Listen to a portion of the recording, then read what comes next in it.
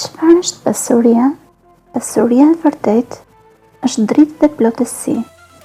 E pavërteta, zbrezëti dhe iluzion. Pasuria e vërtet është një formë e ngjeshur e energjisë, e cila vjen tek ti kur ti je në harmoni me dritën tënde të brendshme. Ajo është rrjedhje e energjisë së jetës përmes teje. Është manifestimi i lejimit të prurjeve, i harmonisë midis dhënies dhe pranimit dhe besimit në ballakun hyjnar.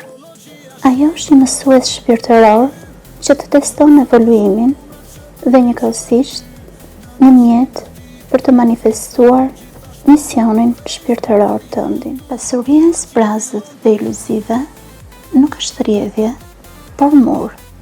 Kur asaj mungon drita, kthehet në iluzion sigurie që fsheh frikën nga humbja, pushtet mbi të tjerët në vend të shërbimit kundrejt tyre dhe zëvendësim për dashurinë në vend të reflektimit të saj.